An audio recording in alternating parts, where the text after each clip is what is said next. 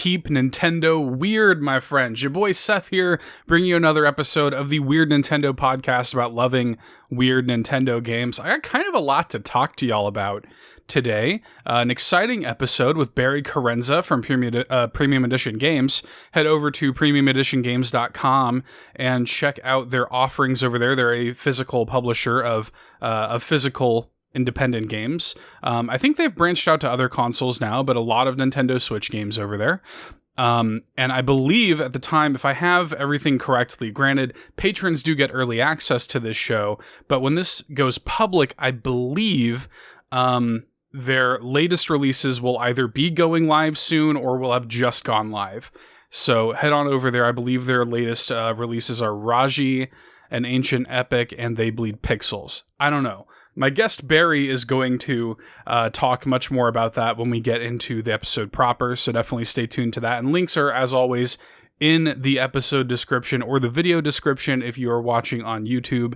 And Barry's a great guy, good friend. We've had him on All In several times, and always a pleasure to chat with him. He reached out kind of, asking if there was any room in the scheduling to have him guest on All In, and we couldn't really, we had so much going on and continue to have so much going on over there as we get into the holiday season. But I was like, but dude, I know you're a huge collector, huge gamer.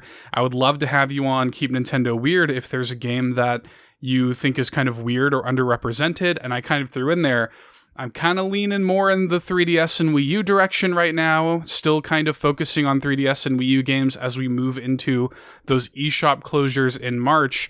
And he was like, how about Radiant Historia? Radiant Historia is a phenomenal Japanese role-playing game for the 3DS. Well, it originally was for the DS, but then the 3DS got sort of the definitive version of it.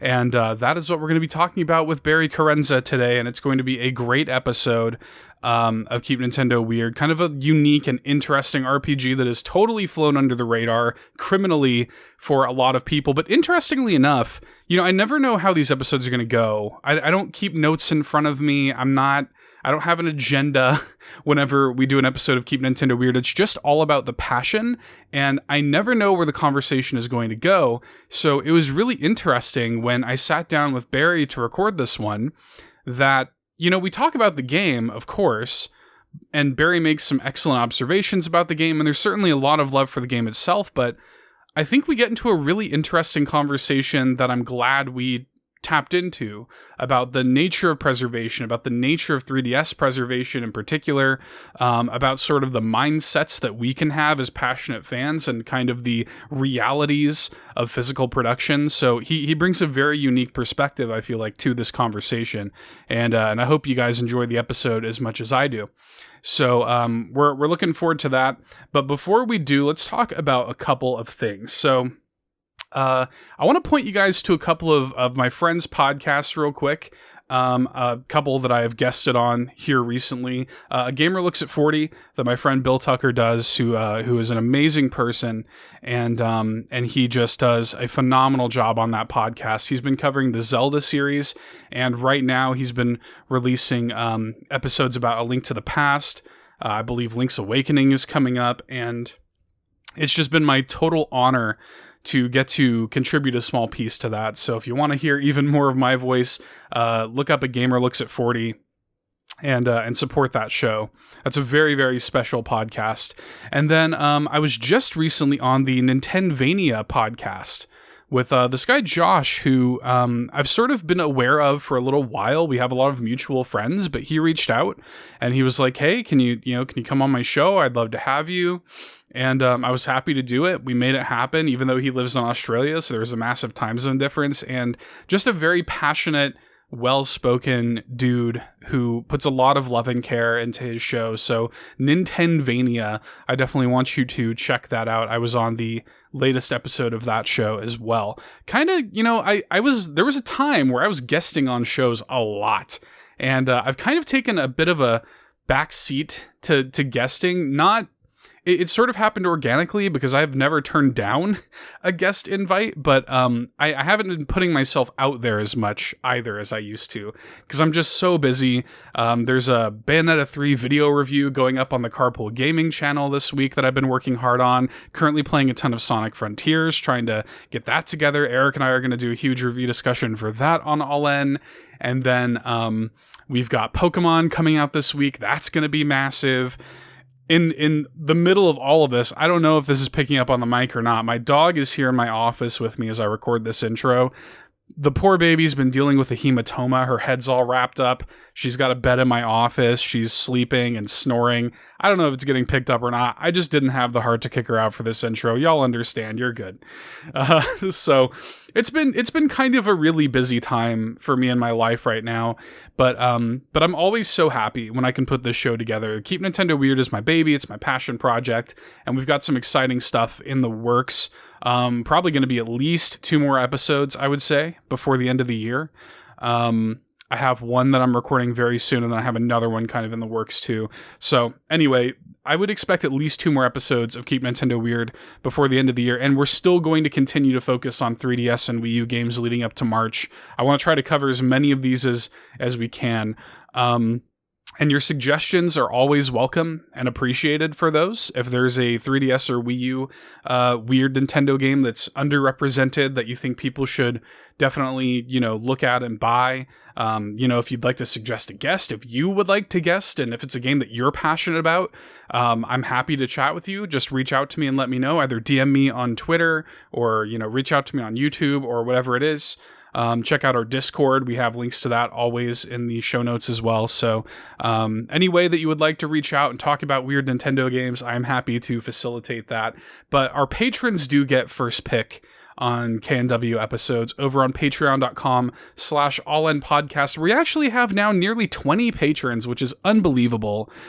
Just an amazing group of people over there who choose to support what we do, and I cannot thank you all enough. And at our Golden Banana and Triforce tiers, of course, you do get shout-outs here on our podcasts that go live to the public. So we want to thank very deeply from our Golden Banana bunch, Dan Caparello of the Retrologic Podcast, Rob Yapel, third strongest mole also of the Retrologic Podcast, the third strongest co-host of the Retrologic Podcast, Shano Baggins Ashton, Tim A, aka Neo Prime 33, aka Nintendo Dad number 4, Matt Shy Guy City Murray, who's guesting on All In this week, actually, Shy Guy, both of them the members of the Fearless Shy Guy Mod Squad, Drew Agnew, the handsome host of the House of Mario podcast, and Phelan Ward, the host of the Damage Counter Pokemon Trading Card Game podcast. Definitely check those folks out and show our Golden Banana bunch your love and support.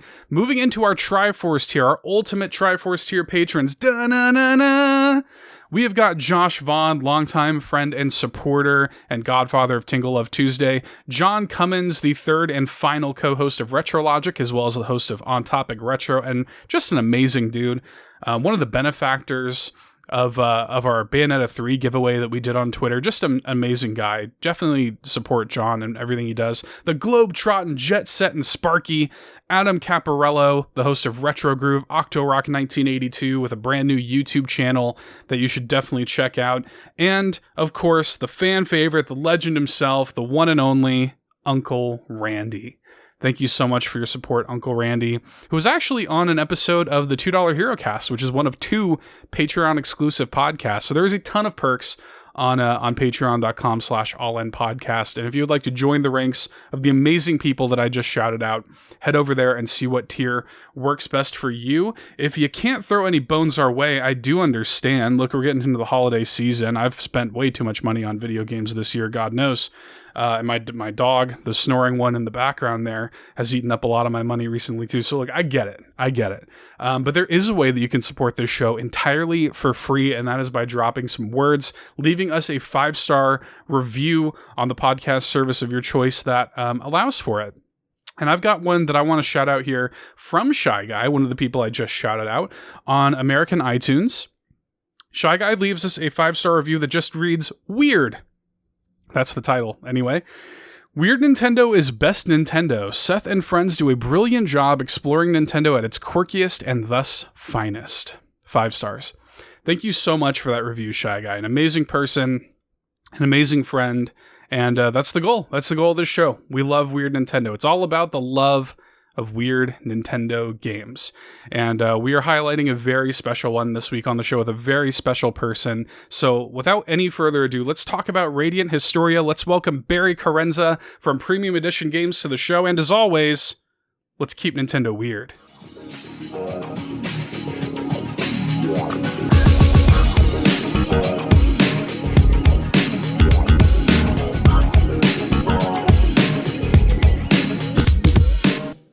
All right. Hey, Barry, good to see you, my friend. How are you doing, man?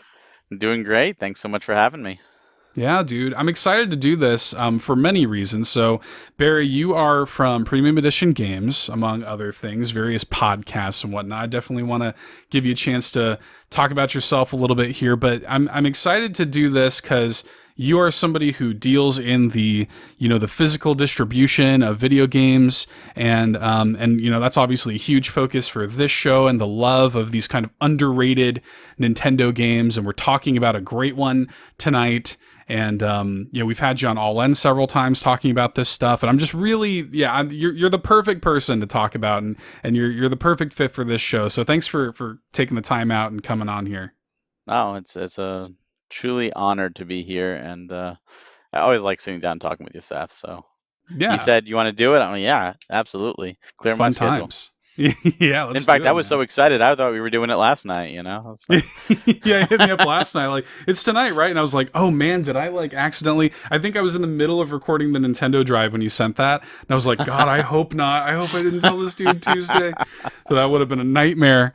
Yeah, but yeah, I'm excited, dude. But before we get into it, yeah, tell the folks who might not be familiar with you just a little bit about who Barry is, and a little bit about Premium Edition, because you guys have a lot of exciting stuff going on all the time. So yeah, so my name is Barry Carenza. I am a game historian, a game collector, a game player for my entire life. On top of doing podcasts like Nintendo Fuse and the Premium Playcast, I'm also a founding member of Premium Edition Games, where we take digital-only titles and we release them physically in high-quality physical releases. We've started the Switch. We've done many releases on the Switch, and now we've just announced, hey, we're doing the PlayStation 4 and 5 as well. Yeah. So look forward to those, which is really exciting. So right now we're in the middle of our 5th series of titles. We've got Eagle Island Twist up for pre-order, and Love 3, both from Retroware. Eagle Island Twist is a 2-in-1 game. It's Eagle Island and Eagle Island Twist. One is like a roguelike Metroidvania, and the other one is like it's more casual. It has like a Mario 3 style map. It's got different levels. One's like a Smash Brothers, one's a race, one's platformer. So it's a really a lot of fun. And then Love 3 is a precision platformer with like old school style of graphics, but it has all the levels of Love 1 and 2. So it's really like all 3 games in one. And then we also have Raji, an Ancient Epic Enhanced Edition, as well as They Bleed Pixels coming very soon on November 16th. They go live at noon. Sick. I mean, what's there to say? I mean, Raji, an Ancient Epic, is pretty much isometric God of War with Indian mythology. Beautiful. And it's the Enhanced Edition. They upped the graphics. They enhanced the enemy AI. They added new languages. They retailored a lot of the gripes that people had with the game. It's the definitive version, as well as They Bleed Pixels, which is a precision platformer with a combat system, a one-button combat system, like Smash Brothers, where you push the button to attack, you push the button and up, you do a different attack. You get to make your own checkpoints based on, after you've done enough combos. Challenging, but a really, really cool story and a lot of fun. So those are available in standards and retros. We have a bunch of other titles from a previous series that are available right now. They're in stock. We also have two of our Series 4 titles should be going up sometime this month. They should be in hand and shipping, which is Wonderling DX and Rain in Your Parade. And we also have Orebody, A Binder's Tale, our first NES release, should be shipping, and we should have a few copies left to go up in stock later this month as well. So there's a lot of exciting things happening, and we're definitely planning for a very big 2023 that I look forward to being able to talk about. Yes, that's gonna be cool. Yeah, what's great about Premium Edition too is just like the games that you guys select. You guys just don't do just anything.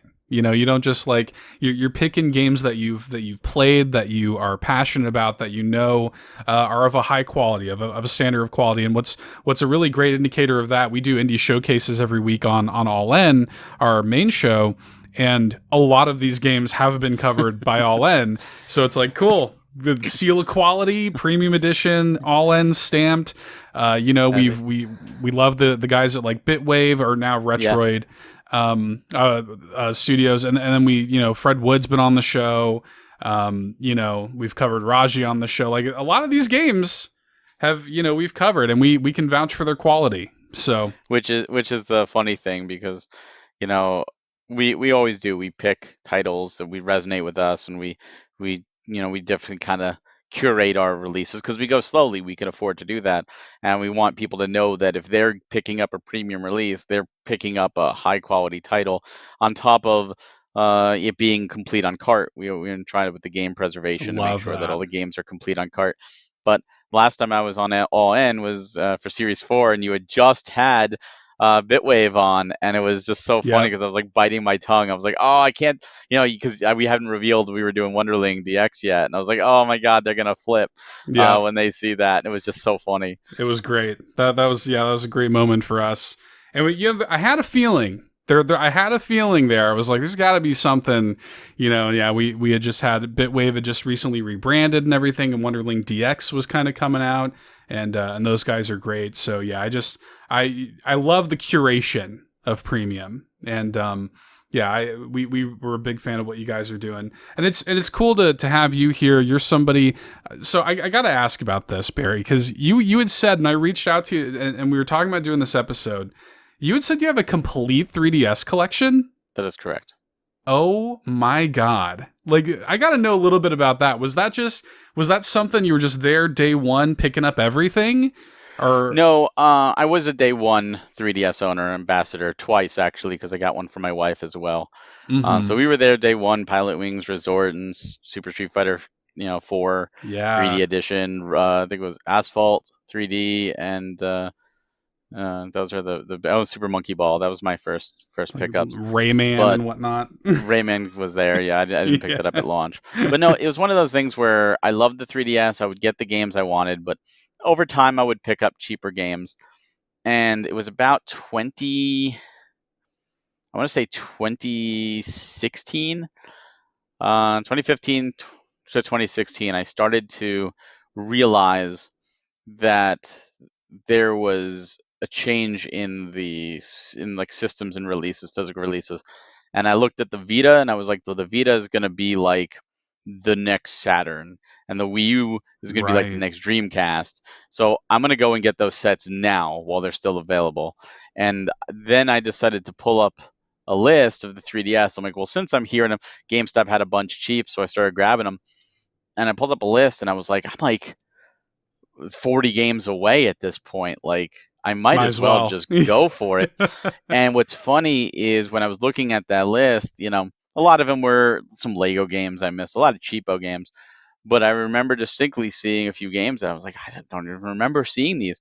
One of them was Barbie, and you know the big one, and I was like, I don't remember ever hearing this. And I went on Amazon, and there was one up for $60, brand new, so I bought it. Didn't think anything of it. It came. I was like, cool, now I've got it. And then the Guinness record video went up and the game shot up in value, and it was found out how rare it was, and I was like, holy crap. And I felt bad. I'm like, I'm buying a Barbie game for $60. Now I'm like, thank God I did. Yeah, Because I wouldn't. And then Alien Chaos, which is another expensive game. Back then, what I did is I went to GameStop's website and I looked at games that were like $5. Like, what are their $5 games? Let me grab them. And that was one of them. And because when you buy from GameStop.com, you don't know what you're getting. You right. no idea what condition. So I called it the GameStop gamble, where I bought 5 of every game I ordered from GameStop, figuring I'm gonna hopefully get one complete and I'll return to my store. I got 5 complete Alien Chaos 3Ds. I found the one that I Whoa, felt was the best condition, and I returned the other 4 to the store. Looking now, I'm like, man, I wish I kept them. They're like just three, four kept hundred them. dollars each, Yeah, and they were $5. I could have $20. I could have kept them and holy traded them. cow. But I'm not a, you know, I'm a collector, but I'm not greedy. It was like, all right, sure, I got what I needed. I'm gonna pass it on to somebody else. I had no idea. Couldn't see, but that was one of those things where I was like, you know what, this is good. I might as well do it. Like, might as well do it now while it's readily available. And then at that point, I picked up every new release. But 2017, 2018, there was like 4 or 5 releases each year. Like, it was Yeah. really nothing, and Once the mostly Switch was Nintendo or out. Atlas. Yeah, it was Yeah. really easy. So I'm like, all right. So like Yokai Watch 3, I got that at launch. I pre-ordered it, so I never had to search for it. The Yokai Watch Mhm. 2 and the blasters and all that. Like, I had all those at launch because at that point I was like, I'm just doing the set. So Right. yeah, it's been an interesting thing, and especially now where there's still games. Fragrant Story just came out, and the 2 from Limited Run, and like I'm still grabbing them for sure. But it's I'm moving more away from set collecting, which sucks because I really love set collecting, but the prices post Yeah. pandemic have just shot up to the point that it's all stupid. Yeah, it's So crazy. it sucks, but at the same time, I mean, I'm still doing Switch. That's crazy. That don't know how I'm still doing that. But the 3DS was a set I happen to fall into because I got a lot of games cheap. A lot of Yeah. games buy two get one frees at GameStops or yard sales or thrift stores, and online for the end of it. But it's a great set, and there's a lot of great games that people are sleeping on, Yeah. Yeah, like Radiant Historia, man, like for Radiant sure. Historia. And originally a DS game, of course. Hmm. But there is a sort of 3DS, it's called like Perfect Chronology, I think. Hmm. And it's kind of like the ultimate version of the game, I suppose. I was actually kind of curious because I'd asked either Doug or Josh or somebody from Limited Run about 3DS games, and it seems so weird to me. And since I have you here, I wonder if you know anything about this. Like, they had said like, oh, like it's not possible to get 3DS cards to reproduce games or whatever, or it's really hard or whatever the case may be. And all of a sudden, then it's like, oh, we put up the whatever those 2 games are that they just put up on Limited Run that are 3DS games. It's like, so hang on, I thought you weren't supposed to be able to do this. So So here's my take on it.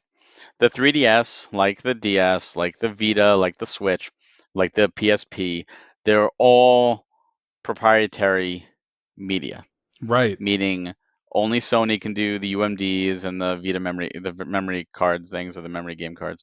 The only Nintendo can do the DS, the 3DS, the Switch. So when you're dealing with that, they control all the power. mm-hmm, So when they stop production, it's over. right, Now, that's why things like Retro City Rampage on the PSP was digital only, even though they made a case and book, they couldn't make the UMD for it because the plant had shut down. You can't make more UMDs. UMDs are done.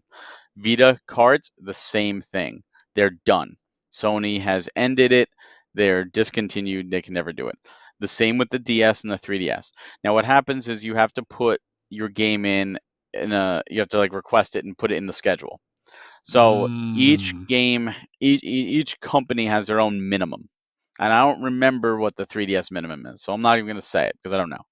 But they have so many spots, and I think they were able to say a while back when they found out that they were shutting down production for 3DS gotcha, here, because I've heard there were other games slated for physical and they had to be canceled because they just only had so many slots to go before the production ended, and it was part of the schedule, and that was it. So they probably were sitting on those for a while and right, figured let's wait. And I think there's this thing going around where every company seems to want to be the last.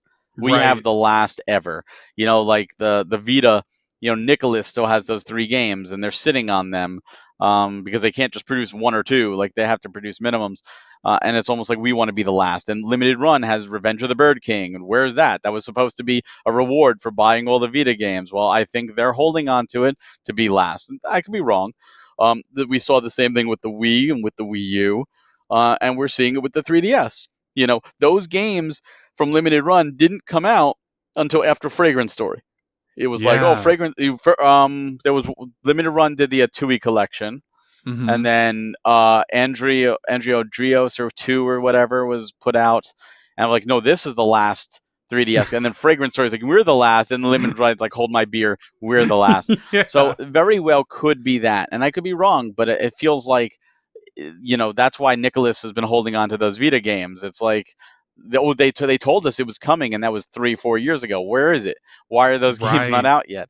They want to be the last. That's my a guess. I'm going to say my hypothesis. I could be Yeah. again wrong. There could be something else we don't know. But if we're just wondering why those haven't released, and it seems Such a to good be, point. that thing where we can hold that trophy, like that invisible trophy. We were the last ones to publish on this physically, and I just wish you just release things and not care about that and let the gamers have the games, Right. because I'm tired of waiting, Nicholas. Tired of waiting. But yeah, it's one of those things where everything, like the Switch has a 5,000 minimum in the U.S. It has a 3,000 in Europe, and those are things. So when you're doing a Switch game, no secret, limited or premium edition games, like all our titles, minimum 5,000 print run for all the Switch copies. We're upfront about it. That's the minimum print. We have to. But we do open pre-orders. We're not a limited company. We'll absolutely print more, and our games have more than 5,000 printed. But that is the minimum, and that's why. Because in order to get on Nintendo's schedule for their factory to print the games, there has to be 5,000, or they're not running the factory, at Right. least at this point. Yeah, that's super. I'm glad I asked you about that because from the outside looking in, I look at this and I see these people bring out, new 3D. I'm like, so hang on. So why don't we have, Attack of the Friday Monster or whatever, like printed on a 3DS card if it's still possible? But you're right. They probably got in on something like that early on and had to just sit on it. And they are just waiting to say, like, we're the last one. Here you Well, go. it's funny if you look at Fragrance Story. That is an official 3DS cart. It was printed. It Mm-hmm. had to be. But everything else about Fragrance Story is actually unofficial. Like the case is not an official 3DS case. Oh, wow. It's an unofficial 3DS case. The manual is just printed, whatever.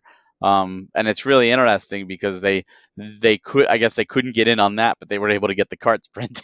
So Interesting, there's only man. so many of whatever the print run is. So I don't know what the print run is. If the print run is 1,000 on the 3DS, that means I don't care if it says, oh, there's only 300 of these. That means there's 1,000 of them.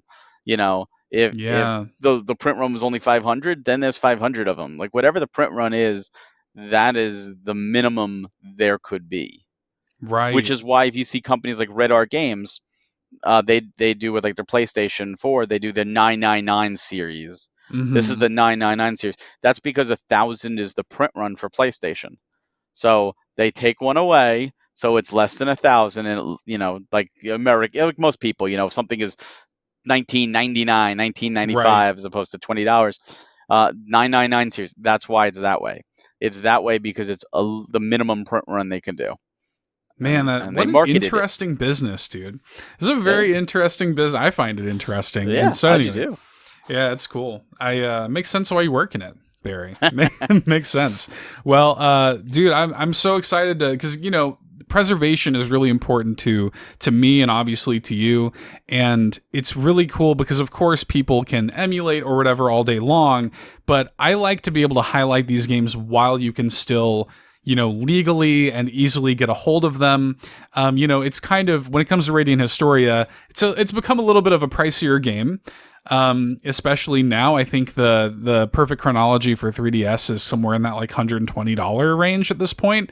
So that's it's a little bit higher price for what it is now or whatever. But the original one is still floating around that like $50 range. It's not too bad on the DS. But you can, of course, if you wanted to, you could get it on the 3DS eShop right now, perfectly fine for $20-$30. I think it's $30. And so I like to highlight these games while people can still readily get them. And Radiant Historia is a special one, dude, because this one, you were just telling me before we started rolling that like you guys were talking about it in like Game of the Year context. I mean, this is an all-time great RPG. That a lot of people have slept on, and a lot of people don't speak about in the same breath as some of these classic RPGs. So, tell me a little about your kind of relationship to Radiant Historia, how you sort of discovered it, and what that first interaction was like. So for me, I missed it when it came out, like Mm-hmm. most people. And I Yep. have a really good friend who's very much into RPGs, and he used to work at GameStop, and I would visit his store all the time. We're still good friends to this day. And he asked me, he's like, "Have you ever played Radiant Historia?" I said, "No." He's like, "You like Chrono Trigger?" I said, "Of course." He's like, "Well, this is like Chrono Trigger, but on the DS." And I was like, "What? Like, how did I miss this?" So he's like, "I'll try and get a copy." So he wound up getting a copy with the outer box and the CD and all that stuff. Mm-hmm. And he sold it to me, and I was so thankful. I was like, "Thanks so much." And then life, I didn't have time to play it. So it's sat on my shelf, and it's still sitting on my shelf today. And I never got a chance to. I always like, I'm going to find the time, and then I never did. So I never played the DS version. But then Atlas announced, hey, the 3DS. I was like, all right, now I have no excuse. The 3DS was in the last bit of life. The Switch was just out, but the Switch wasn't so heavy yet that there was time to take a breath in between releases, unlike right now. Mm-hmm. So I was like, okay, I'm gonna do it. So, of course, when it came out, I was getting the set anyway, so I bought it. But I'm not one of those collectors where it's like, all right, can't open the game ever. It's got to stay sealed. But Right. I opened that up. I took the game out and I popped it in my 3DS and I played it. And oh, you ruined the value. I don't care. I'm not selling my stuff. I wanted to Right. play this game. After all this time, I had to play this game, and I finally did. And I completed it. Yeah, man. It's really I remember I think my first sort of exposure to it was ironically enough, I believe I was working at GameStop when the first one came out. This is 2000, I think 9 or 10 or something like that. When the first one came out on DS, and I remember because it's actually weirdly enough the opposite for me. So I played the DS one, and then the 3DS one came out, and I bought it, and I never got around to playing it. So I have the exact inverse of your situation. That's Um, perfect. so I got that DS one because I was reading, one of the things we used to do at GameStop because we're just surrounded by, mountains of Game Informer magazines. Um, we used to just flip through Game Informers, and whatever month that was that it came out, I remember reading the review for it in Game Informer, and it was making these big claims, comparing it to things like Chrono Trigger and Chrono Trigger, I think, is probably the biggest comparison because of the whole time mechanic and stuff that Radiant Historia has as well. That's the most obvious one, but it was also, I mean, it was throwing it in some very like rarefied air, and I think it got like a 9 or like it got a high score, and I was like, all right, let me see what this is about. So I bought it relatively sight unseen, and I was like, oh, like the hype is real. Like it's like it actually is this good. Like it actually is. You've got this like sleeper little DS 3DS game that really does deserve to be talked about in the same breath as some of these classic RPGs.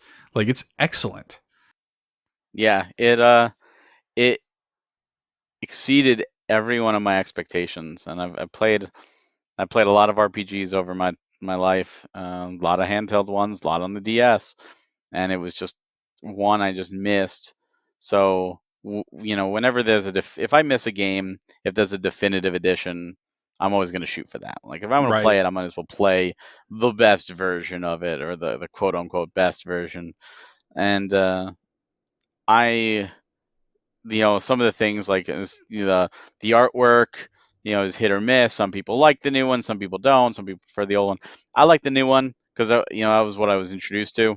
And I look Right. back at the old one, and to me, it's kind of like that looks weird. Like I like the like the new one. I Yeah. like anime style anyway, so it doesn't bother me. But it's just there's something about it. It doesn't hold your hand. Even the new one, it No. does not hold your hand. And there were times where I got stuck and I was like, what do I do? But the joy of bouncing around time to figure out what you have to do Right. uh, was never cumbersome. It never felt like this is a chore. And then Yeah. when I figured it out, they were all aha moments. It was like, aha, ha, how could I miss that? Or oh, that makes so much sense. And Mm-hmm. it's like everything is so brilliantly done. And when you look at it that way, it's a marvel. It really is. I think about stuff like that because it reminds me in that way. It's almost like it has a little bit of like adventure game. Like it reminds me a little bit of like a, not a point and click adventure, but that kind of thing that you're talking about, those eureka moments of like figuring out, oh, right, this makes perfect sense. Like this game has a little bit of that, but it also has great characters. One of my favorite, I can't believe more people haven't just stolen Radiant Historia's combat system, because I think it has a brilliant combat system. Like straight up, probably in my top 5 video game combat systems. Like I love it. And I just think it's brilliant. The way it's like, it's set up on a grid, and people in the front are like, kind of higher attack, people in the back have higher defense, but you're like grouping people together and attacking them all at once. I think that's so cool and satisfying. And like, I just loved playing with that, man. It reminds me very much of Grandia. That just, Okay. to me, was the first one I saw where you saw the turn orders. Right. And I fell in love with Grandia's system. And every time any game does that where you see the turn orders, it is just something special to me. Like, the Trails does it, and obviously the continuation of Grandia, this does it. Anytime you see that and you can plan ahead, And you can you play don't just around match with like it. Bravely Yeah. Default like did that and stuff. Like, I love things like that where you can see that. And this game, it has it in spades. And what's interesting is I don't remember ever doing this when playing. Now, I believe I played it on easy mode. I usually play RPGs and most games on the easy mode or story difficulty because there's just too much to play and not enough time. Right. And I don't Mm-hmm. need to sit there and have another Seymour boss on the mountain in Final Fantasy X where I'm gonna rage quit and throw down the controller. I just want to enjoy the story and not have too frustrating of a time because life is frustrating enough. I don't play Right. this. So Yeah. I never really did this when playing it, but before doing this, I went back and I was just like watching some stuff because it's been a couple years and like just kind of refreshing myself. And, Mm-hmm. and someone talked about one thing in the combat system that I never did, where you can trade turns with your enemies so that Yes. they all attack first and then you just consecutively go. And I'm like, I never did that. I Oh, never dude, had it's the need so to, but that is cool. such a neat Yes. idea. I That's like my never did that. favorite. Oh, yes, that I'm so glad you brought that up. That's like one of my favorite things to do. Yeah, cuz then you can set up these strategies where it's just boom boom boom boom boom, and it's just, oh, it's brilliant. And especially like, again, when you have those setups where you can group everybody, it's like the most satisfying. That's the word I always think of when I think of this game's combats. It's just so satisfying. Yes. Yeah, it's really interesting. I still have to give the tip to Bravely.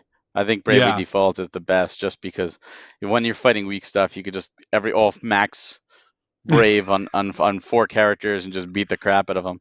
And I love the give and take of that game, but I almost feel like that game took some inspiration from this because the Bravely Totally. team was doing Final Fantasy 3 and 4's remake on the DS as well as 4 Heroes of Light on the DS, which all came out like right before this. And I Mhm. almost feel like Atlas might, or the development team might have even looked at those as inspiration being on the DS. So I want to feel like they're almost like, distant cousins of each other, which would explain Right. why I enjoy all those battle systems. That makes a lot of sense. I could definitely see that. Yeah, and I think too about this sort of like, there aren't too many games. We've seen the whole time travel thing done in several games, and I think that's the biggest reason why a lot of people compare this game to Chrono Trigger. But there aren't too many games where like you really can just like play with it like that, and you can even see like horrible endings. The game will just let that tape play out, and you can just play with that, and then you can just rewind it and do like there's a real freedom, I feel like, with Radiant Historia that I feel like is rare. Even for, it's already rare to get games that are brave enough to tackle this sort of thing, but it's rarer still to have a game that allows you to play with it in the way that Radiant Historia does.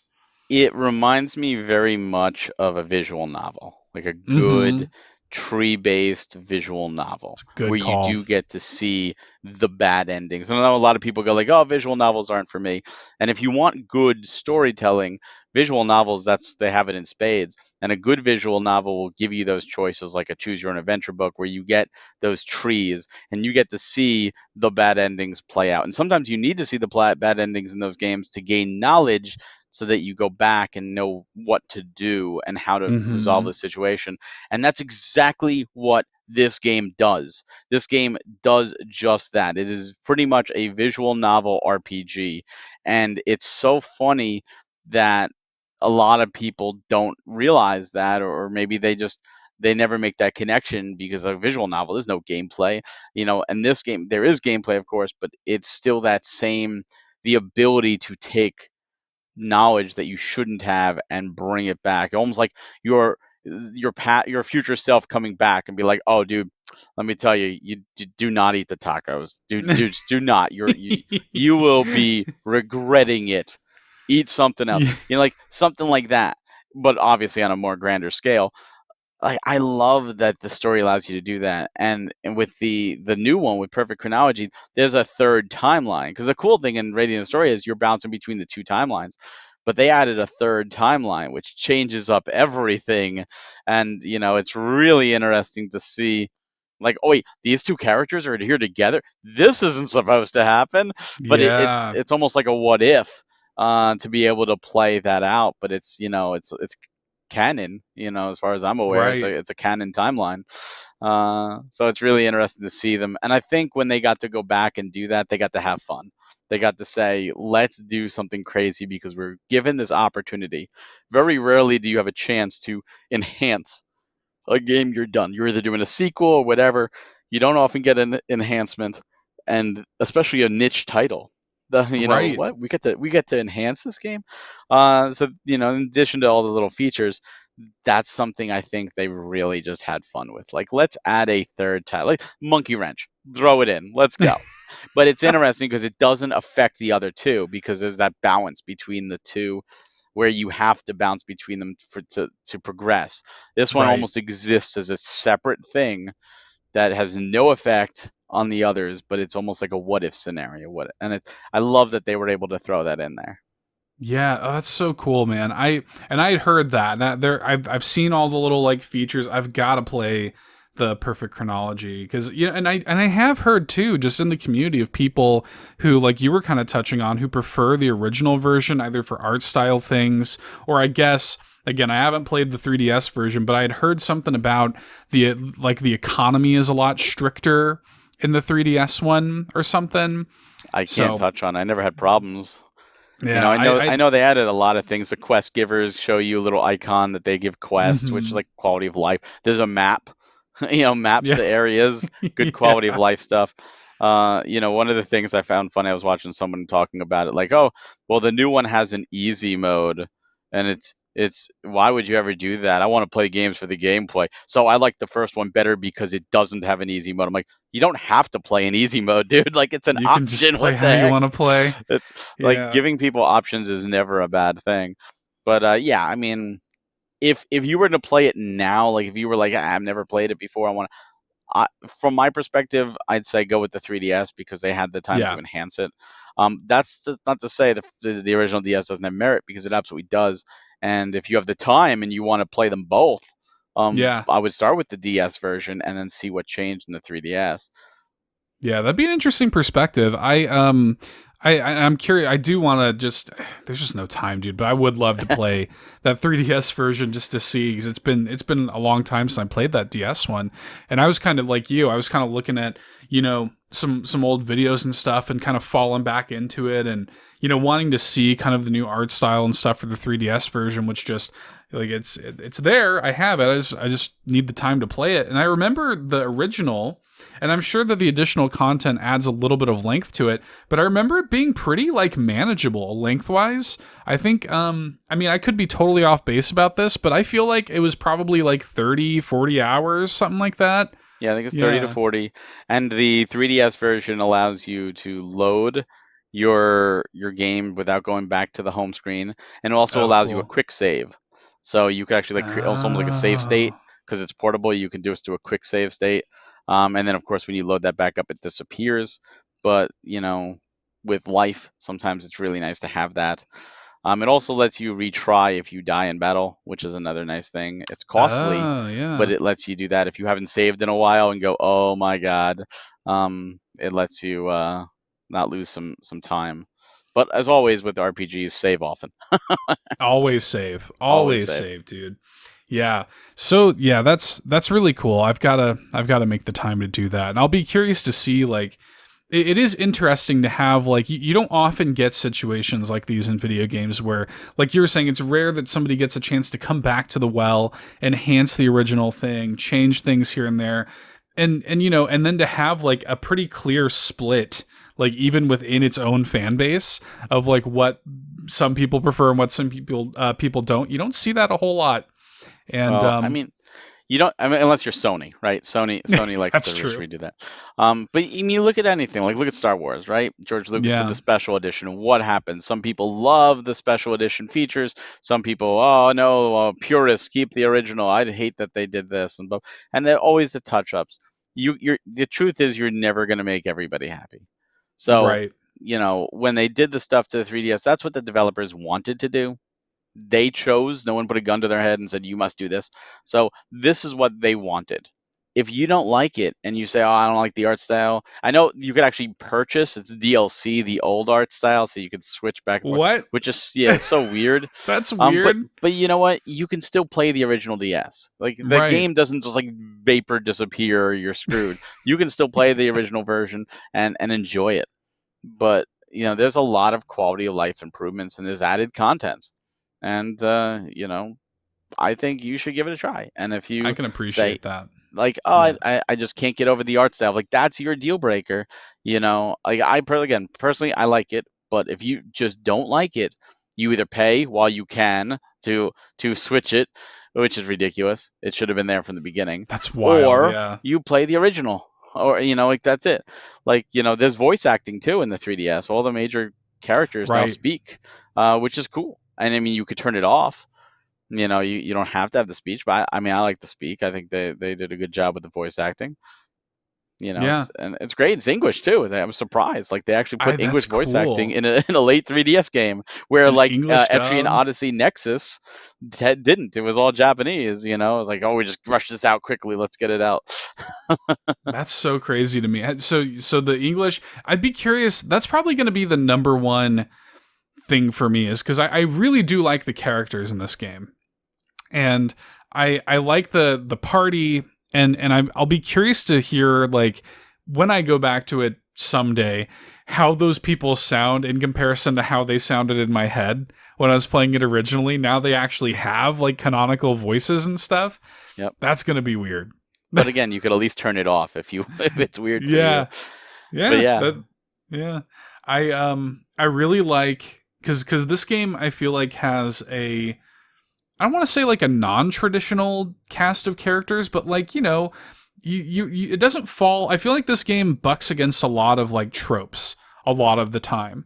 Like this game feels like you made the comparison to the Bravely series before. That's another thing I think Bravely does really well, where it's a very traditional old school style of RPG, but it tends to zig when it could zag. Like it just kind of makes those conscious choices to kind of try to modernize a little bit, even though the original DS version anyway still does have it is still missing some quality of life stuff, and it was modernized for the 3DS. But it does still, even back then, it felt like okay, this is what if people back from the 90s had the tools of today, this is the kind of game they would make. And I've always really liked that about this, and I think you see that carried forward in games like Bravely and stuff today. I think you're seeing that a lot. Mm-hmm. There's like retro inspired titles are the amount are growing. I mean, that's even our bread and butter at Premium. We dig a lot of those modern retro titles, because there's that, like, it's almost like an essence that of charm from the 8-bit and the 16-bit era that Right. I feel, while there's still a charm to the 32 and 64-bit era, it's a different style charm. The RPGs were different. The action games were different. The platformers were different. Not to say that they were bad, because they absolutely weren't. They were great, but they were different. And it's just like people looking at Chrono Trigger versus Chrono Cross. They're both fantastic games, but the biggest criticism of Chrono Cross when it came out was this isn't like Chrono Trigger. This Right. isn't what I expected. Thousand But if percent. and if you look at Chrono Trigger, Final Fantasy VI, Secret of Mana, like any of those games, they're timeless. They age like a fine wine. They're just beautiful to look at. They're immediately pick up and playable by pretty much everybody, and there's a certain charm there. And as we all get older, we want to, we become the game developers now. Our generation becomes the game developers. We want to recapture that. We want to, when we were kids, we played, Super Nintendo, Sega Genesis, NES, whatever you played on. Most people thought, oh, if could make a game, I would do this, or I would love to do Right. this, or oh, would it be great if there was a game that did this? We all had our imagination run. So now you're seeing developers do that. And I really feel that the team behind Radiant Historia had those. They had that love for the 16-bit era RPG. Let's do something similar. Let's do something in that vein. And I have to feel they probably liked some visual novels too with the tree system, and Yeah. and they did it. And then I don't know how many of the original team returned for the 3DS one. I don't know the factor of that. But whoever came and did that were like, hey, how could we improve it? What were things that were missing? And most of the changes were quality of life. Let's do art scenes for the big moments. Let's add an easy mode. Let's do the voice acting. Let's do the map. Let's show where the quest givers are. Make things a little easier, and then have fun and do the what if. That's that's one of the things for me, is that just seeing these developers show that love for that era of RPG, which is personally one of my favorite eras of RPGs, because it was the era that got me into them. Hmm. So I'll always have a soft spot. And that's why I was so shocked when I missed Radiant Historia for the first time. And I fell so deeply in love with it. It was the last real, you know, like the last big hurrah for the 3DS. Like it just is the last game Yes. to capture me for that long in terms of releases. Even Etrian Odyssey Nexus didn't capture me like Radiant Historia did. WarioWare Right. Gold, not a chance compared to what Radiant Historia did. That game just gripped me, and it had me saying for about 40 so hours, what's a Switch? Like, I don't need this Switch. I got everything I need right here on the 3DS. It's that good of a title. It is, yeah. It's interesting too. I was as you were because I was curious about the development staff, and I was kind of pulling this up and stuff, and it is interesting to see like how a lot of this team comes from like Shimigami Tensei and like the people, the development staff behind that. A lot of people are SMT veterans, and then even this was the first directing role from Mitsuru Hirata, and apparently this same person went on to do uh, Tokyo Mirage Sessions, Ah, which makes actually a lot of sense now that I think about it. I like that Like, one too. and it's a cool game, but it has that same kind of like weird setup. Like, it has that same kind of like weird flavor that this game has, and it actually kind of, now that I know that, I'm like, all right, I could see that. and And and that's another one that they had to go back and redo. that is, yeah, that's so funny the way that works, man. And it's interesting here because I was reading about this, and Atlas describes Radiant Historia as their most challenging development for the DS. The initial proposal, I guess, happened in 2007. So I think that's kind of interesting too, that it apparently had like some labored development. I imagine because of the time travel element. Hmm. When you're trying to kind of figure out how to make this chronicle work, I'm sure they did look to things like visual novels and take notes of like how things like that handled and solved these problems, because you can see that DNA. I'd never really thought about that until you said it, but you can totally see that DNA in this game. And I have to imagine that was what they were looking at.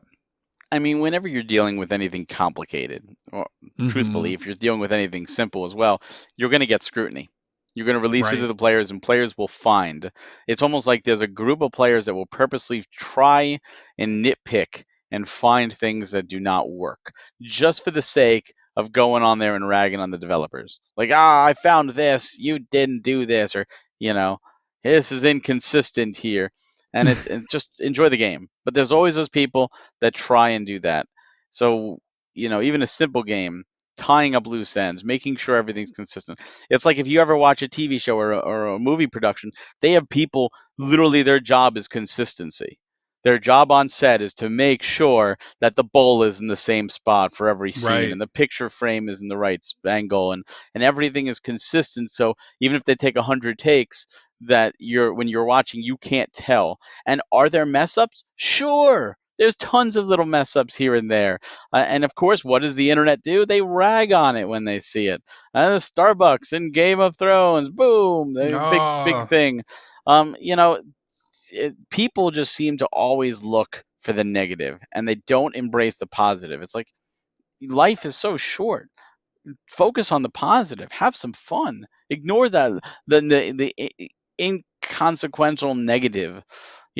So in a title like this, where you have a time travel mechanic, where you have to make sure events play out exactly as they should, and mm-hmm. characters have to be in the right spots and have to say the right things. You can't Yes. have a character if an event happens in a town, and the townsfolk will now change their dialogue to reflect it. If you go back, it has to go back to the old dialogue because that hasn't happened yet.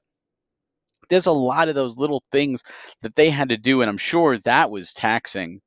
And I'm sure there have been people. Maybe there are some inconsistencies. I don't know, but maybe there are people who went looking for them, but I never found them, and I Yeah. enjoyed that. I enjoyed that it flowed.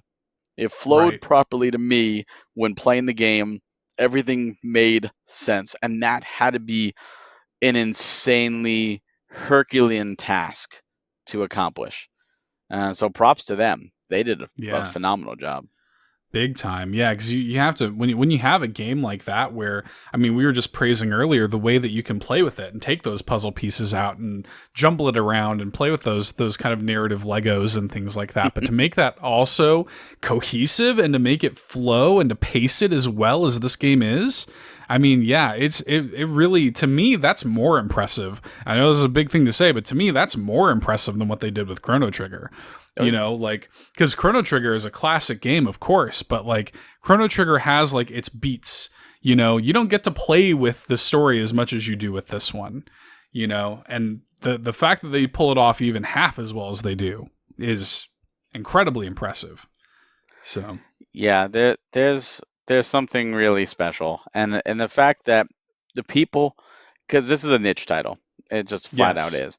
But if you talk to the people, you look at the reviews, and the reviews are overall overwhelmingly positive, and the people who have played it are all speaking positively about it.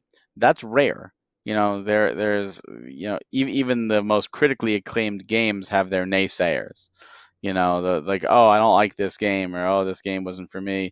Um, for the audience that played this game. If you like RPGs, if you like story driven stuff, if you like time travel, you fit the bill. For those people, there's very little negativity around this game. If you hate RPGs and you hate time travel stories, then yeah, of course, don't play this game. Like, this isn't going to change your mind.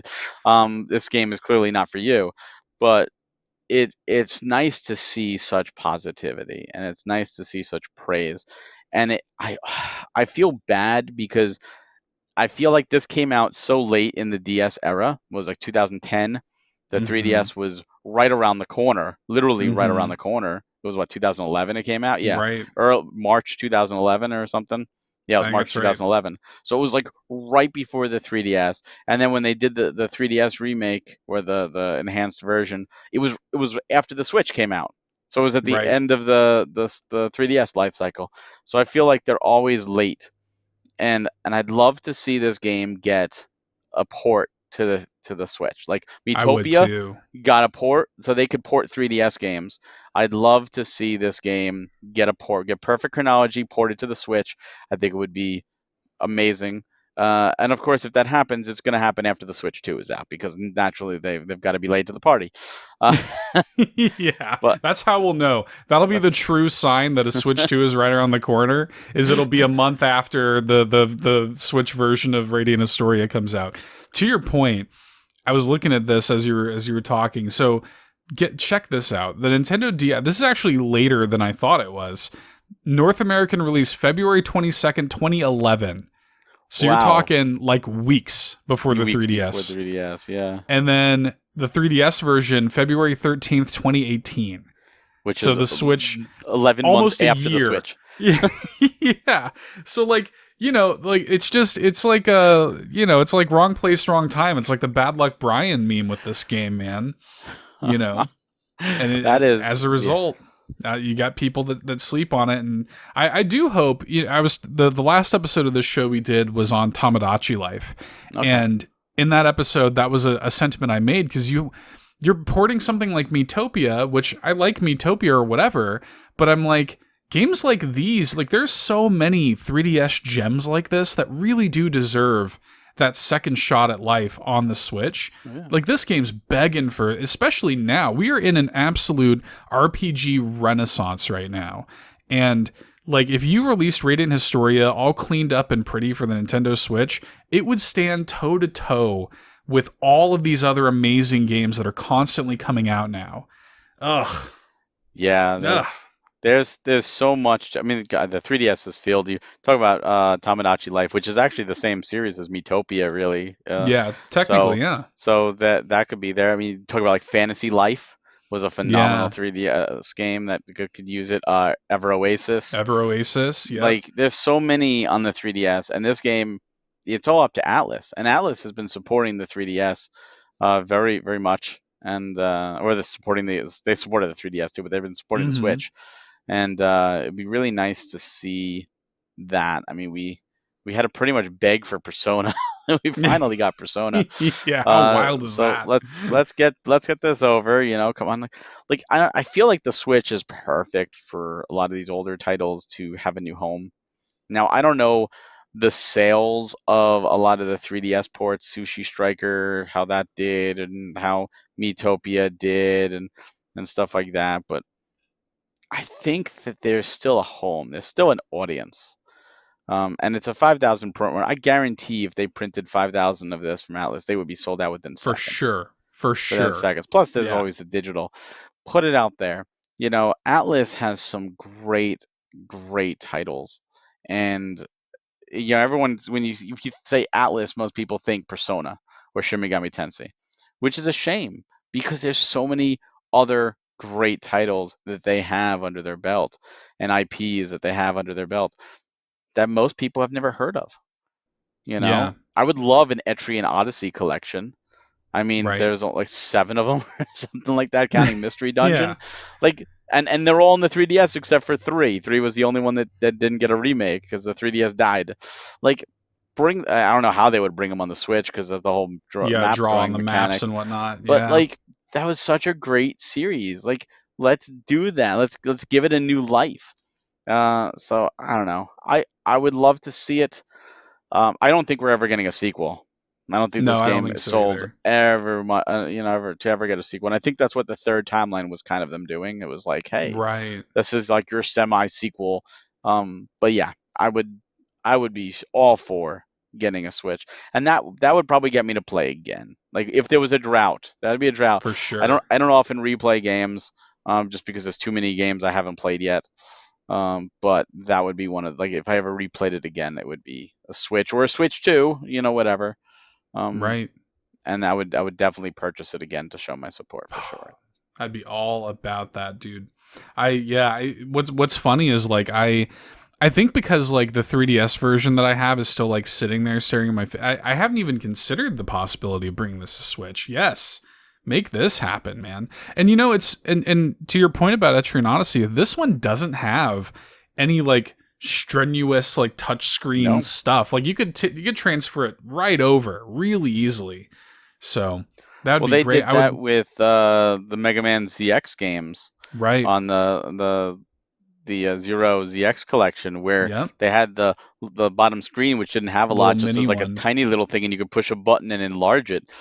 So they could easily do that, or just put that data on the main screen. Like, Yeah. usually it showed you your battle data, so they could put that on the screen, and it showed maps and stuff. You could push a button to do the map, Just or yeah, just do it like a typical mini map. I mean, the top screen in combat would show like the turn orders and things like that. But I mean, you could pretty easily just set that up just like you do in Bravely or whatever. Like it yeah. wouldn't be that hard to set it up that way, Well, they, or they do actually the. enhanced that in the 3DS version. Oh, okay. They now show you, instead of enemy, it shows you which enemy and where they are in the grid and stuff like that.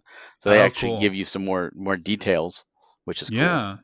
Yeah, I mean, there's a way to do it, and like I feel like you could do it, and this game deserves to be played by more people. Oh yeah. I would love to hear. I want to. I don't know how big of a video game music guy you are. I love video game music. That's like one of my favorite things, and this game has a phenomenal soundtrack as well.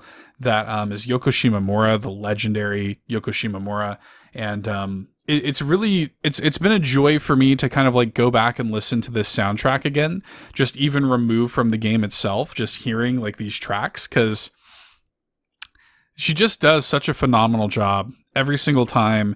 And even rediscovering, like I played Live Alive for the first time with the remake earlier this year, Great and I'm game. like, goodness, she just does such a great job, like with everything from that to this. And Mario Rabbids, I'm just hearing her music in Mario plus Rabbids, and I'm like, she is just fantastic, dude. She's one of my favorites. Yeah, the only So, the only complaint I could say about the soundtrack is that there's not more songs. They yeah, do start to repeat, unfortunately, but that's true. yeah, it's, and that's probably a budgetary thing. Atlas probably didn't give them much of a budget, but Hmm. nah, the soundtrack is phenomenal. I mean, anyone who knows her, just by hearing she does the soundtrack, well, I'm like, they're already in. Like, all right, She's a boss. that's What a like boss. Koji Kondo. All right, I'm in. Like, no big Yeah. deal. Yeah, it just what. Yeah, she's awesome, dude. And like I think about like you look at this stuff and it's got all the makings of a classic RPG. It just needs more people to play it. That's the only thing. Well, I mean, So if you look at RPGs on the Super Nintendo, right? I mean, they're timeless classic games, and not only one did they not sell the greatest. I mean, that's why we got hmm Final Fantasy Mystic Quest. Two, we didn't get a lot of games like Live Alive and Bahamut's Lagoon and Terranigma and stuff like that. We didn't get those over here because RPGs didn't sell well. I mean, right. Earthbound had to come with a guide, and Yeah. those were on clearance racks. No one wanted them at the time. Marketing, of course, didn't help. This game sucks. Like, This game what? stinks or Or whatever. stinks, whatever. Yeah. Yeah, it's like terrible, terrible marketing. But like, there was such a disconnect in RPG gamers in America versus then versus now. Where Right. now I feel there's a definite audience. We've seen a boom. We've seen RPGs excel here. Final Fantasy does extremely well. Dragon Quest is doing much better than it used to be. Kingdom Hearts does well. Pokemon, of course, this was all Pokemon blew up. Um, RPGs at the same time, RPGs are also a dime a dozen now. That's You true have too. titles like Kemco, or companies like Kemco, that are almost like crapping out RPGs like every other week, it feels like. And there's not enough time to play them all. I mean, just as of the time of this recording, last week we had new Star Ocean drop. We have Harvestella coming this week. We've got Yeah. Pokemon shortly. We've got, it's RPG after RPG after RPG. And I'm not complaining. I'm here for it. I love them. But at the same time, it's impossible to play them all. You're gonna Yeah. have some. Valkyrie Elysium just came out Just not too came long ago. out. That, did you play that? That one, there's so many. So there's no guarantee that this is gonna catch on if it comes out. It could Yeah. sell a modest 10,000, 20,000, 30,000, even 100,000, but that's still 100,000. And then they look, well, look, Pokemon sells, millions upon millions upon millions. and we're seeing more and more companies take less and less risks because Right. the game development is going up and they're concerned. And that's why Sony, I made a joke earlier, but Sony keeps re-releasing the same games over and over again because they're like, oh, Last of Us is a surefire sell. We're going to redo Horizon now because that's surefire going to sell more copies. And they're taking, like, because a lot of their risks that they've taken have not panned out. They have Right. not made the sales requirements or set the world on fire, and we're seeing that across the board with different companies, and it sucks. And it's almost like Square Enix. I mean, Square Enix is famous for saying, like, oh, Tomb Raider didn't become profitable until the PS4 and the Xbox One versions finally came out. Like, it took 4 versions of that game for it to be considered profitable for them, and then they sold it all off to Embracer Group because it just wasn't making enough for them. And that was an IP like Tomb Raider. Like, Right. what the heck? What What are your chance does Radiant expectations? Historia have? Yeah, And against that's something just like it. that. Because Yeah. you see the same games come out every year. You see the FIFAs, the Maddens, the Call of Duties, the Battlefields. Even if it's the Assassin's Creeds, even if it skips a year, it doesn't matter. You see the same games every year to every other year because they sell. And It's safe. they're safe, and there's a group of gamers out there, and there's nothing wrong with this at all. But there's a group of gamers where that's all they play.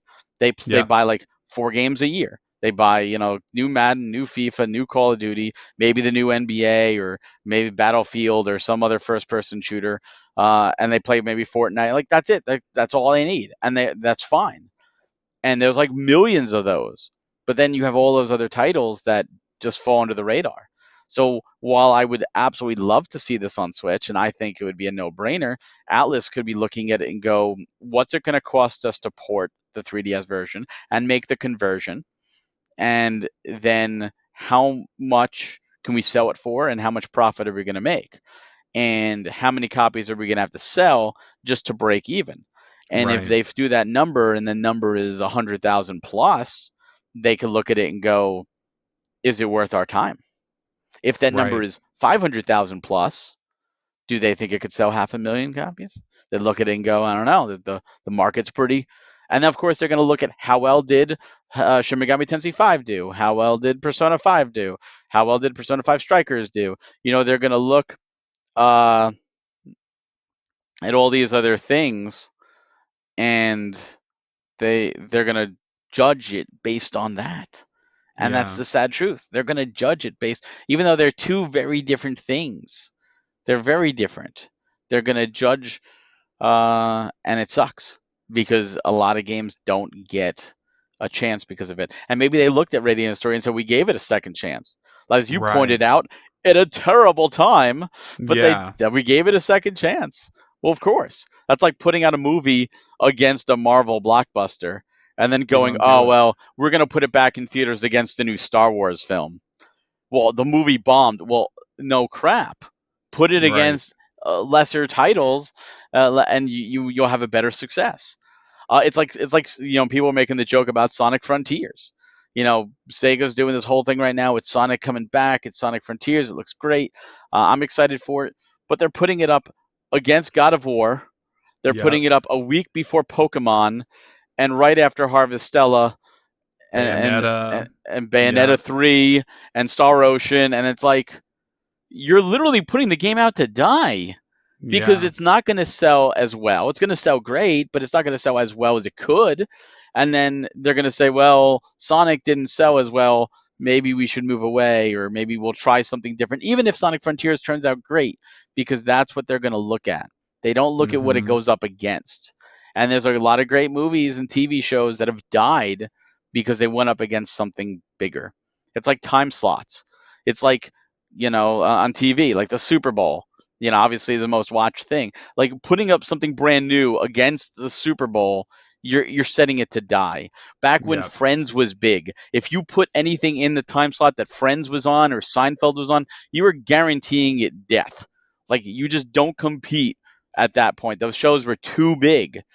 And it's the same thing with games.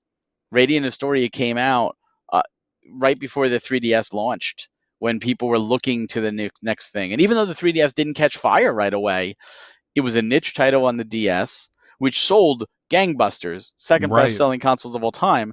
But like I was talking about with the people who just do Madden or Call of Duty, the majority of DS owners were brain age, Nintendogs, like those type of games, those touch connection games, the Blue Ocean games, Animal Crossing.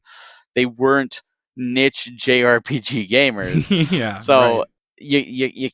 just because there's that many that many systems out there, doesn't mean there's that many people that are interested in that style of game. And that's the unfortunate thing, because I want Radiant Historia to come back. I want it to succeed. And I don't even know if it was a success. I'm imagining Radiant Historia had one print on the DS with the Yeah. CD and one print on the 3DS in the bigger box, and that was it. And it never got a reprint. And it was a one print game. So whatever they printed, that's it. And if a game only gets one print, that's pretty telling that there's not enough demand. And that's a sad thing for a game like this, because it deserves a second print. Yeah, I'm glad I have you here to be the realist, man. Because I'm here. I'm like, bring it on. I'm dreaming over here. I want it. You make excellent points. So I hate being the yeah. realist sometimes because I want it, but at the same time, it's a matter of timing, and it's a matter of Mhm. looking at the industry from an objective point of view. And so many people can't. They look subjectively about you know oh, this is absolutely the best thing in the world and it has to happen. It's like, well, it can't happen. It doesn't matter. It has to happen. Look objectively. As much Right. as you may want something to happen, doesn't mean it's always the best for it to happen. And I do think it would be great for this to happen, but I also know that it's a business. and Yep. and if a game loses money, they're most likely never going to touch it again. And I don't know if the 3D it might have lost money. I mean, I have to imagine it made money because they sold out of the print, and they're not going to print a game if they're losing it right off, right from the get go.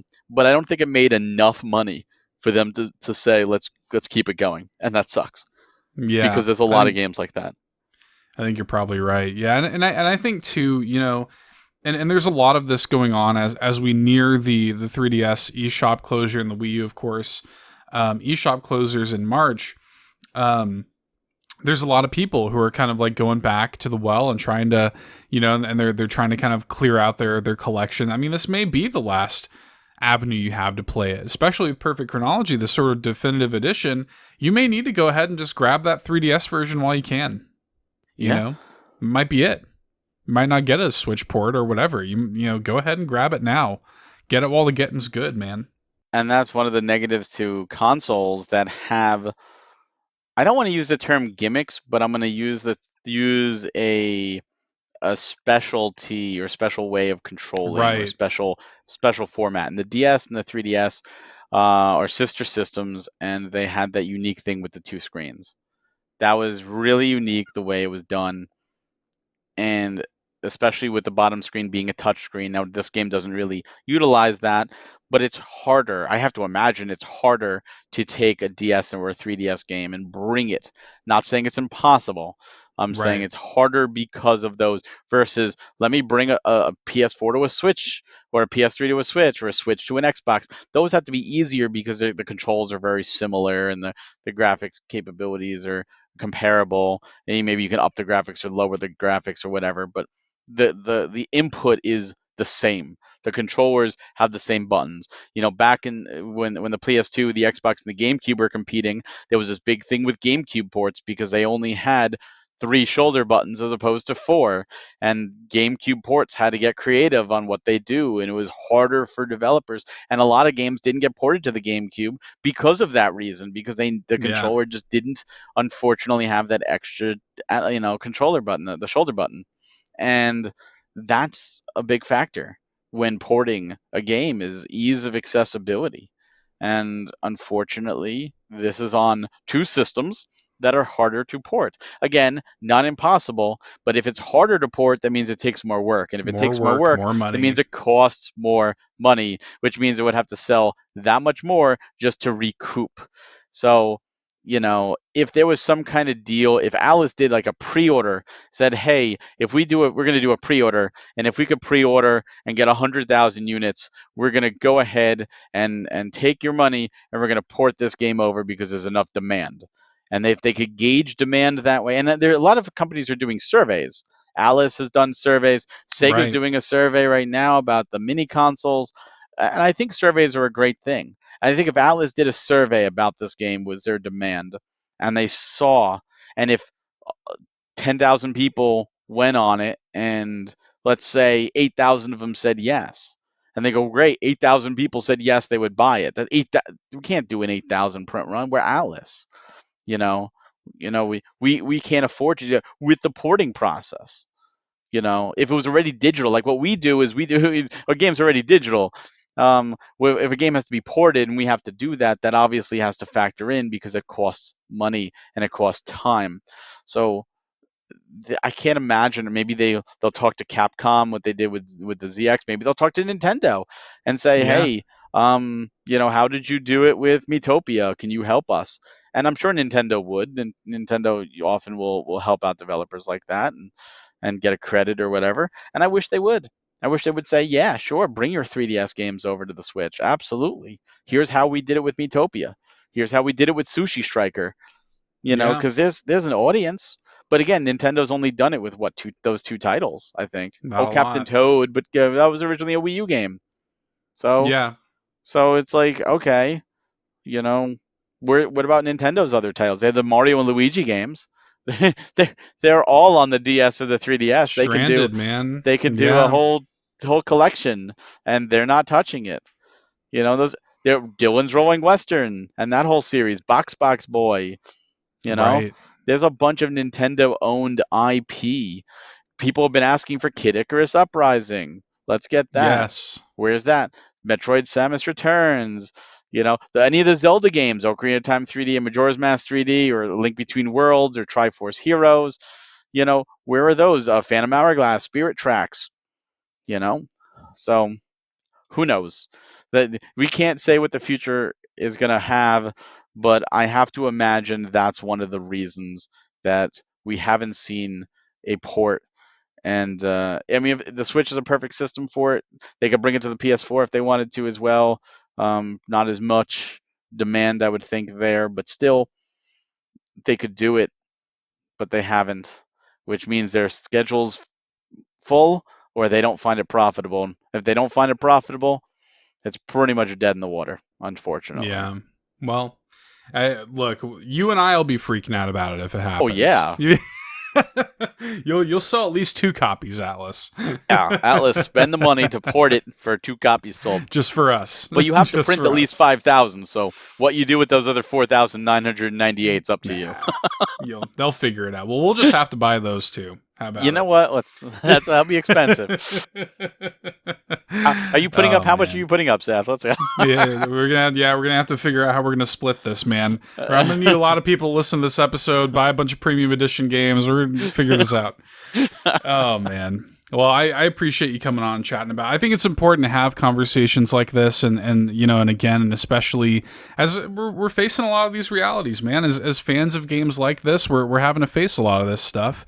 And I encourage people to go out and buy this game while you can, and play it. It's a special game. If we would love to see it on Switch, but there are these very real things that we have to consider, and it probably is unlikely, but we have to keep the hope alive, and even if it just comes down to me and Barry buying them all, go ahead and bring it over, man. I hope you're listening, thank you. Atlas.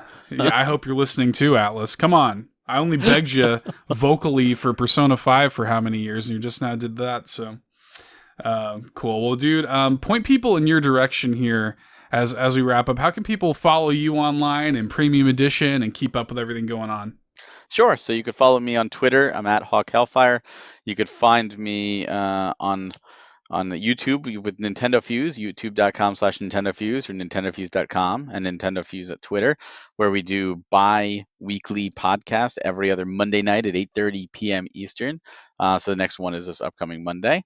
You could also find premium edition games at premiumeditiongames.com, where you could purchase our latest titles from Series 5. That's They Bleed Pixels, Raji, that's Love 3, Eagle Island Twist, as well as some of our older titles as they come in stock. We do second chance sales, and we're not a limited company, so we want to make sure you get these amazing titles.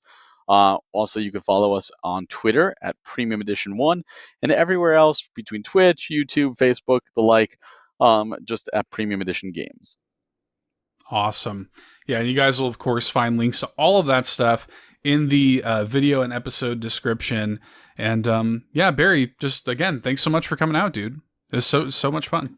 Thanks so much for having me, Seth. I really appreciate the time. I really appreciate getting to sit and talk about this amazing title with you. Yeah, I appreciate it, man. And you guys can follow me on Twitter at $2 Hero. Of course, links to all of our stuff, All In and Keep Nintendo Weird Stuff, is in the video and episode description as well. And until next time, thank you again, Barry. Thank you, everybody out there, the audience. Create what you want to create, and thank you for helping me keep Nintendo weird. Bye-bye. Have a good one.